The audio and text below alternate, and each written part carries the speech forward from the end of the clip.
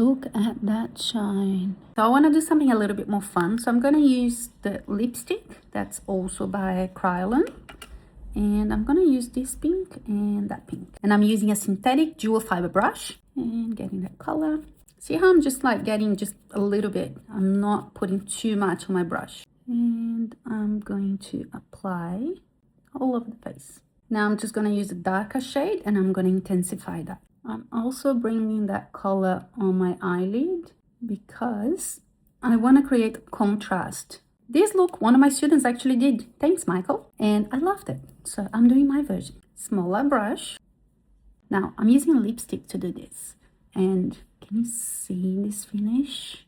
I love. Look how pretty this looks. So for the lip, I want something really natural. So I'm just gonna fill in my lip, and that's just gonna help me give a little bit of color, but not too much. My lips are a little bit dry, so I am going to apply a little bit of gloss. I'm gonna use a brush and I'm just gonna smudge the edges a little bit because I don't want that to be really perfect. Now I'm just gonna use a little bit of translucent powder to set my foundation. For that, I'm using a small brush because I want to target the application. Take the excess off and I'm just gonna push that.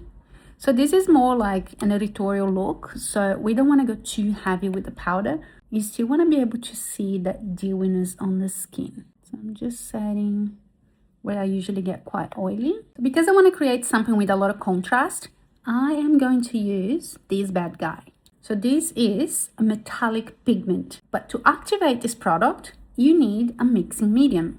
Now, this mixing medium is alcohol based, which means it becomes waterproof, it doesn't come off, but you have to be very careful with your placement because it can actually sting the eyes. So when you're making our mixture, they have this little lid and there is a little lid here.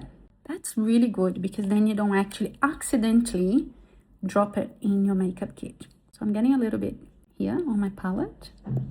And I need a few drops of the mixing medium. Put 4 drops for now. But for this application, because I want something a little bit more uneven, a little bit more editorial, I don't know how my brush is. Let's just use this one. So I am mixing this and you see how it's kind of like a little paste. Now I'm just going to add 1 more drop. And what I'm going to do, I'm just going to apply not evenly on the eye, but almost like a splash of color.